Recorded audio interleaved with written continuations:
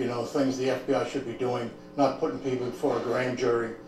I mean, the notion that Barack Obama was going to let Hillary Clinton, you know, get indicted, you know, that was obvious to anybody that knows anything at the very beginning. So, I mean, the fact that he changed some language, fine, but it's like you and I building a cake, putting a cake in the oven with no flour, no eggs, and no sugar. And now we're talking about this minute thing about the salt shaker maybe wasn't right.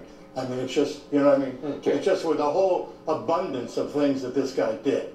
You know, he was a political, turns out, unfortunately, he was a political hack. You think that flat out James Comey sided with the Obama administration, sided with Hillary Clinton? Flat out, you think that? Yeah, and I think he maybe started out in an honorable way. I mean, his opinion of himself was, you know, sky high.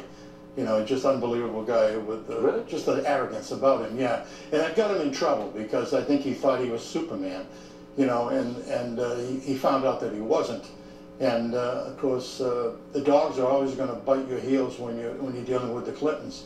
I mean, look how long the public, the American people, have been dealing with the crime syndicate known as the Clinton Foundation. Strong, you know, stuff. I mean, no, seriously. I mean, there's no question about it. You just look at what's in the public domain.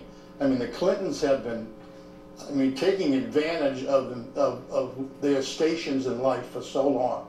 I mean, back in the 95, 96, somewhere around there, Bill Clinton let our guidance technology for our ICBM missiles go to China. I mean, you know, things like this that are very devastating. Now today we sold 20% of our uranium. I mean, come on, for what reason? Why was that? Okay. Why all of a sudden does someone appoint this guy, the Deputy Attorney General, you know, what's his name? I forget his name. Rod Rosenstein. Rosenstein, yeah. And what does he do as soon as he gets in there? He appoints a special counsel. Who is it? It's Bob Mueller.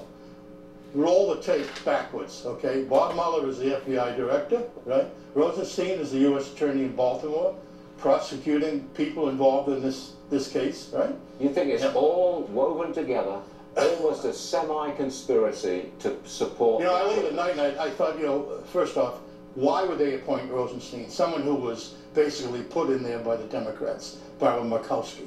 You know, put this guy. Now you've got to name this guy the Deputy Attorney General. When the Attorney General has recused himself from this huge forest fire that's burning up his real estate, and you're going to put some guy in there that has no, you know, you don't have to put your brother in there like Kennedy did, but put somebody in there that agrees with the policies you're trying to put together. And then Rosenstein throws his hand grenade at you by naming this counsel, which was BS, and putting Mueller, who has a conflict of interest 20 miles wide, in as the job. And then later on we find out, you know, Mueller and all these people are sort of, I don't know if it's a conspiracy, but it sure smells like one. And we've got all these major crime things bubbling, all of which were 20 times worse than Watergate, you know, and nothing seems to be happening. The Attorney General is either in a coma or I don't know what his problem is, but I mean, just the unmaskings of names alone is a major scandal. What's going on there? Now we've got the Intelligence Committee in the House playing, you know, goody-goody two-shoes with this guy that runs GPS, you know, the intelligence. Oh, why are we doing that with him? I mean, why is he setting the rules? James, the whole thing is nuts. It's one question after another. Yeah. But you've laid it out very well. Come back.